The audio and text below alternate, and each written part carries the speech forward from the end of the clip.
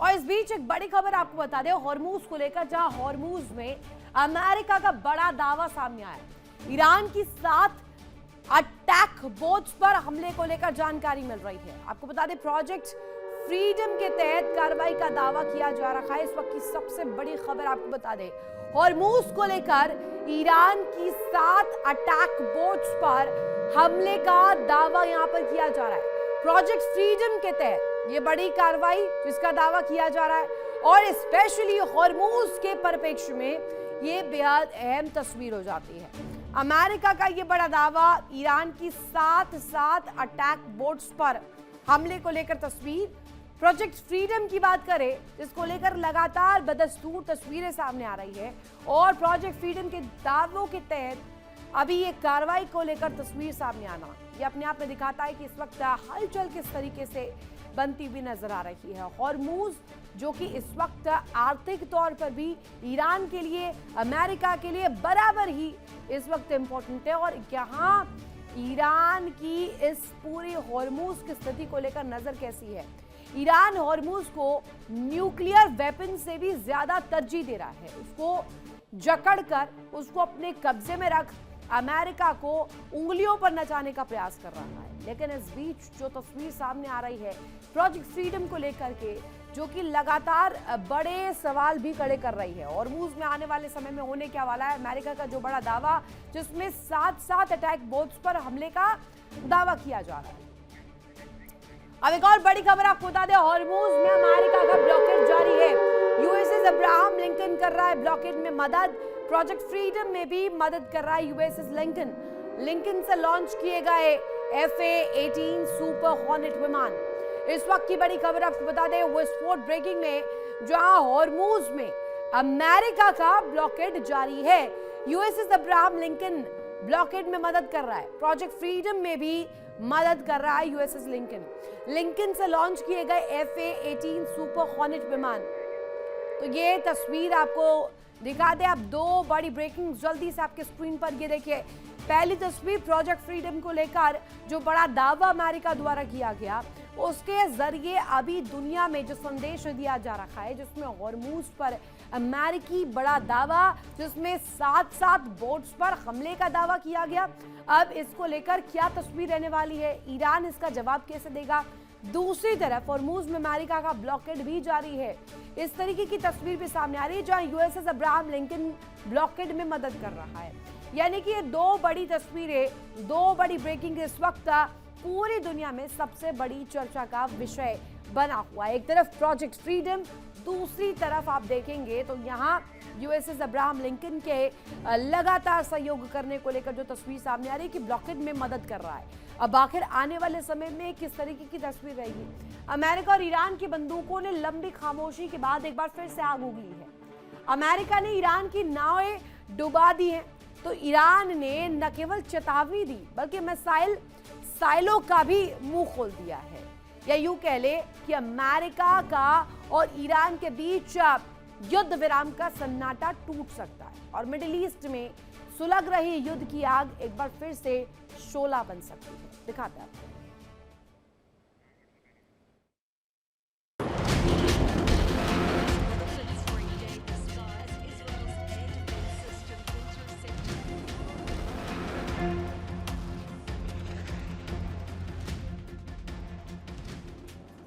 Middle east में युद्ध विराम की खामोशी खत्म होती दिख रही है। दोनों पक्षों की शांत पड़ी तोपें फिर आग उगलने को बेताब दिख रही है।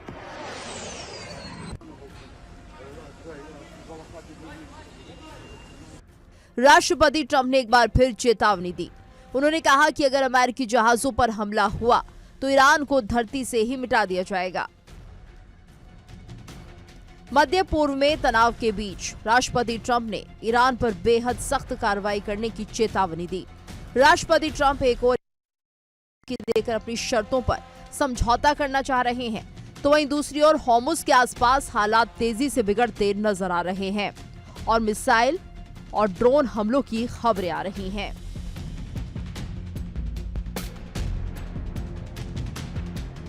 अमेरिका हॉर्मुज इलाके में अपने सैन्य जहाजों के जरिए तेल टैंकर्स को सुरक्षित रास्ता देने की कोशिश कर रहा है।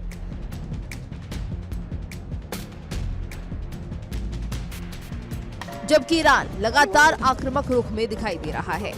हालात इतने गंभीर हो चुके हैं कि खाड़ी देशों से लेकर वैश्विक तेल बाजार तक इसका असर साफ दिखने लगा है।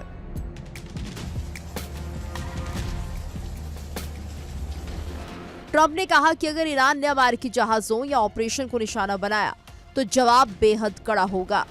उन्होंने साफ शब्दों में कहा कि ईरान को धरती से मिटा देने की धमकी दी। ट्रंप ने कहा कि अमेरिकी सेना के पास पहले से कहीं अधिक उन्नत श्रेणी के हथियार और गोला बारूद है। ट्रंप ने कहा कि अमेरिका के पास बेहतरीन उपकरण है। पूरी दुनिया में अमेरिकी सेना की मौजूदगी है। पूरी दुनिया में अमेरिकी सैन्य अड्डों में साजो सामान भरे हुए हैं जिनका इस्तेमाल जरूरत पड़ने पर किया जा सकता है। ट्रंप ने दावा किया कि अमेरिकी सेना ने हॉर्मुज़ को खोलने के प्रयास के दौरान ईरान की 7 छोटी नावों को नष्ट कर दिया। ट्रंप ने कहा कि ईरान ने ऐसे देशों पर भी हमला किया जिनका इससे सीधा संबंध नहीं है, जिसमें एक दक्षिण कोरियाई जहाज भी शामिल है। राष्ट्रपति ट्रंप ने एक बार फिर दूसरे देशों से हॉर्मुज़ को सुरक्षित बनाने में सहयोग देने की अपील की। ट्रंप ने कहा कि शायद अब समय आ गया है कि दक्षिण कोरिया इस मिशन में शामिल हो। ट्रंप के मुताबिक ईरान ने प्रोजेक्ट फ्रीडम के तहत जहाजों की आवाजाही के संबंध में कुछ दूसरे देशों को टारगेट किया, जिनमें दक्षिण कोरियाई कार्गो जहाज भी शामिल हैं।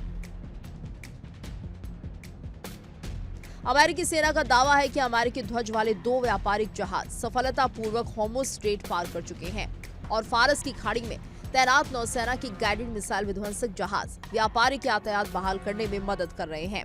सोशल मीडिया पर एक मैसेज में अमेरिकी सेना की ओर से कहा गया कि ये जहाज प्रोजेक्ट फ्रीडम के तहत हॉर्मुज़ स्ट्रेट से गुजरे और व्यापारिक जहाज सुरक्षित रूप से अपनी मंजिल की ओर बढ़ रहे हैं। इससे पहले ईरान की समाचार एजेंसी ने दावा किया था कि हॉर्मुज़ स्ट्रेट के दक्षिण पूर्व में एक बंदरगाह के पास ईरान ने एक अमेरिकी पोत को निशाना बनाया, जिस पर समुद्री सुरक्षा मानकों के उल्लंघन का आरोप लगाया गया। खबरों में कहा गया कि पोत को वापस लौटने के लिए मजबूर किया गया। हालांकि अमेरिका ने ऐसी किसी भी घटना से इनकार किया।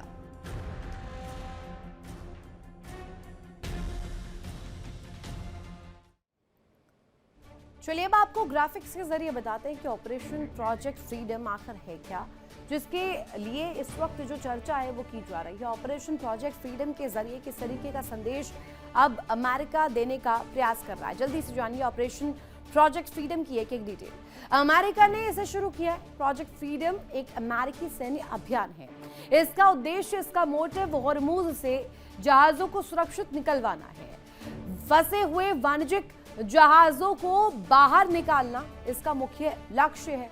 अमेरिका ने इसके लिए 15,000 सैनिक तैनात किए हुए हैं। गाइडेड मिसाइल विध्वंसक और 100 से अधिक विमान इसमें शामिल हैं। आपको बता दें कि अमेरिकी नौसेना फंसे जहाजों को सुरक्षित बाहर निकालेगी। नौसेना समुद्री बारूदी सुरंगों से भी जहाजों की रक्षा करेगी। वहीं हॉर्मुज़ से निकलकर जहाजों को ओमान सागर तक लाया जाएगा। इसके बाद जहाज अपने गंतव्य स्थान तक आसानी से जा सकेंगे। हॉर्मुज़ में ईरान और अमेरिका दोनों की घेराबंदी यहां पर जारी है, घेराबंदी कर रखी है। लेकिन इस बीच की तस्वीर जो है वो सबसे ज्यादा दिलचस्प और सबसे ज्यादा अहम हो जाती है। हॉर्मुज़ पर नाकेबंदी कोई छोटा झटका नहीं है, ये ग्लोबल इकोनॉमी पर बड़ा प्रहार जैसा है। स्ट्रेट ऑफ हॉर्मुज़ से दुनिया के 20% तेल और इससे भी बड़ा हिस्सा एलएनजी का गुजरता है, इसलिए असर हर बड़े देश पर पड़ता है। चलिए अब आपको जल्दी से बताते हैं कि हॉर्मुज़ बंद होने से क्या किस देश को कितना और कैसे नुकसान हो सकता है, क्या नुकसान हुआ है, हॉर्मुज़ बंद होने की वजह से नुकसान को लेकर क्या तस्वीर है, जल्दी से आपको दिखाते हैं। चीन की बात करते हैं सबसे पहले। दुनिया का सबसे बड़ा तेल आयातक, इससे सबसे ज्यादा नुकसान पहुंचा है। चीन को सबसे ज्यादा बड़ा झटका लगा है। आपको साथ ही बता दें, मैन्युफैक्चरिंग कॉस्ट इससे बढ़ेगी, एक्सपोर्ट महंगे होंगे, इंपोर्ट पॉसिबल हो नहीं पाएंगे। तेल कीमत बढ़ने से घरेलू महंगाई, डोमेस्टिक इन्फ्लेशन जो है वो देखने को मिलेगा। साथ ही अमेरिका की बात हम कर रहे हैं तो लोगों का विरोध प्रदर्शन भी जारी है। मिड टर्म इलेक्शन की भी तस्वीर बन रही है। महंगाई दर 2.3 से 3.3% तक पहुंच चुका है। अब इसके अलावा यूरोप की बात करें तो एलएनजी सप्लाई पर बड़ा असर इसका पड़ा है। साथ ही यूरोप में ऊर्जा संकट और इंडस्ट्रियल स्लो डाउन हो चुका है। साथ ही यूरोप में जिस तरीके की तस्वीर नजर आ रही, कई जगहों पर अंधेरे जैसा संकट भी खड़ा हुआ है। जापान की बात करें, दक्षिण कोरिया की बात करें तो हॉर्मूज बंद होने से जापान और कोरिया को झटका लगा है। कैसे? लगभग पूरा तेल मिडिल ईस्ट से ही आता है और यहां पर यह पहुंच नहीं पा रहा है। स्ट्रेट ऑफ हॉर्मूज बंद होने से बड़ा झटका लगा है। साथ ही आपको बता दें, जापान और दक्षिण कोरिया इसमें इसलिए भी इंपॉर्टेंट क्योंकि इंडस्ट्रियल पावर सेक्टर इससे यहां दोनों ही जगहों पर प्रभावित हुआ है। साथ ही इस नुकसान में सऊदी, यूएई और इराक भी पीछे नहीं है, इन्हें भी नुकसान झेलना पड़ा है। कैसे? एक्सपोर्ट रुकने से भारी रेवेन्यू लॉस हुआ है। आपको बता दें कि बजट और इकोनॉमी पर इसका बड़ा असर पड़ा है। साथ ही साथ सऊदी अरब, यूएई और इराक पर इसका सबसे बड़ा दंश इकोनॉमिक फेल्योर के तौर पर, इसे कोलैप्स की कगार पर आने की वजह से कहीं ना कहीं देखा जा रहा है। अब जल्दी से कुछ और डिटेल्स भी आपके सामने रखते हैं कि कितने और किन सेक्टरों को सबसे ज्यादा नुकसान पहुंच रहा है। आपको बता दें, सप्लाई शॉक, कीमतें आसमान पर है, लेकिन इसका सबसे ज्यादा असर पड़ रहा है ऑयल और गैस का जो पूरा ग्राउंड है, इसकी तस्वीर सबसे ज्यादा चिंताजनक बनी हुई है। साथ ही जहाज फंस गए हैं, इंश्योरेंस इसके जरिए महंगा हो गया है, रूट डाइवर्जन की वजह से भी कई जो ट्रांसपोर्टेशन कॉस्ट है वो भी बढ़ता जा रहा है। साथ ही आपको बता दें, एविएशन में किस तरीके की तस्वीर है। एटीएफ महंगा हो गया, टिकट इसके जरिए महंगे और इसके बाद डिमांड भी घट गई है। लोग दूसरे विकल्प चूज कर रहे हैं। बात मैन्युफैक्चरिंग की करें तो कच्चा माल और साथ ही साथ ऊर्जा, इन दोनों को कंबाइन करें, ऊर्जा महंगी हो गई है, कच्चा माल का जो सप्लाई है वो हम देख रहे हैं वो लगातार डिग्रेड हो रहा है। अब प्रोडक्शन स्लो हो चुका है इसकी वजह से, इसलिए कह रहे हैं इकोनॉमिक स्लोडाउन इसके जरिए बनता हुआ नजर आ रहा है। मैन्युफैक्चरिंग पर आपने देख लिया, लेकिन अब शेयर बाजार पर क्या असर है? ग्लोबल मार्केट में गिरावट, खासकर इंपोर्टिंग जो देश है, जो इंपोर्ट किया करते हैं, अब उन पर ज्यादा असर पड़ा है, लिहाजा शेयर बाजार पर इसका सबसे बड़ा प्रभाव देखने को मिला। अब बात केमिकल और फर्टिलाइजर्स की करते हैं, जो कि सबसे ज्यादा कृषि क्षेत्र को प्रभावित करता है। गैस महंगी होने की वजह से लागत बढ़ जाती है और लागत बढ़ने की वजह से खेती भी प्रभावित होती है, जो कि पूरी तरीके से हंगर इंडेक्स, पॉवर्टी, इन तमाम चीजों को इफेक्ट करेगा। साथ ही साथ अर्थव्यवस्था के तौर पर भी एक बहुत बड़ा ये पैरामीटर माना जा रहा है। पावर सेक्टर की अब जल्दी से बात कर लेते हैं। गैस और तेल आधारित बिजली उत्पादन महंगा हो चुका है। साथ ही आपको बता दें, पावर सेक्टर में इस सेक्टर को सबसे ज्यादा नुकसान इसलिए पहुंचा है क्योंकि गैस और तेल जब बिजली उत्पादन की वजह से, और स्पेशली अगर महंगा तस्वीर यहां पर देखने को मिले तो कहीं ना कहीं पूरी तरीके से सप्लाई चेन जो है वो प्रभावित होती है। देखिए इंडिया डेली 24/7 अब आपके स्मार्ट टीवी पर। इंडिया डेली मौजूद है सभी डिजिटल प्लेटफॉर्म पर लाइव और लगातार। इंडिया डेली 24/7 हर दिन राष्ट्र को समर्पित।